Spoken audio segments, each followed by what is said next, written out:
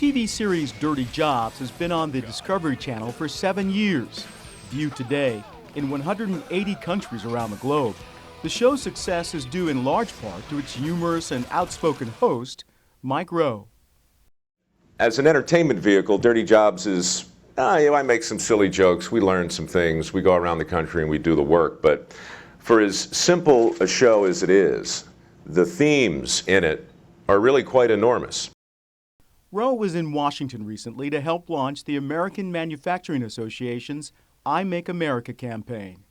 While at the podium, Rowe told reporters why he'd become an advocate for those among us who, as he puts it, are willing to get dirty. Dirty Jobs was not supposed to be a hit, wasn't supposed to be a series. It was a tribute to my granddad. And I'll spare you my life story, but I'd be remiss if I didn't tell you that Carl Noble was somebody that a lot of people in this room know. Not personally, but you probably know of this type of person. He dropped out of the 8th grade, and he went to work. And by the time he was 30, he was a master electrician. He's a plumber. He's a carpenter. He was just one of those guys, a mechanic, who was hardwired from birth to know how to fix things. Rowe says his grandfather helped shape his populist views. On his show, he acts as an apprentice, learning about every dirty job he can find.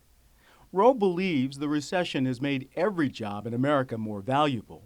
But in a series of comments, he also spoke candidly about how negative labels attached to a large portion of the nation's workforce can be tied to many of the problems America faces. I suspect deeply that many of the things we talk about as problems, the skills gap, the infrastructure, a myriad of things really aren't problems in and of themselves. They're symptoms of something a lot more fundamental. And if I had a theory, I would say that it's our disassociation and our disconnectedness with dirt, or a willingness to get dirty.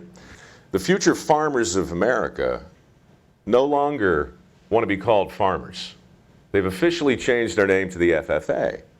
And they've done it because, as a member-based organization with hundreds of thousands of members, they're duty-bound to grow. And their growth has been impeded by the term farmer. It's actually become a pejorative.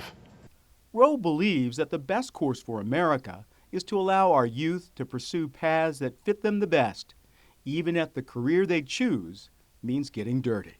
USA Today 2 weeks ago, front page. Law students from premier universities, $90,000, $100,000 in debt, moving back home. The promise of the big gig on Wall Street's not working out. We have to talk candidly about the great opportunities that exist for people who are willing to take the time to master a skill and learn a trade. I'd like for my grandfather to be a role model again. And you know, he's around, he's still everywhere. We just have to stop looking through him, start looking at him, and see if we can't turn the ship around. For Transportation TV, this is Tony Dorsey reporting.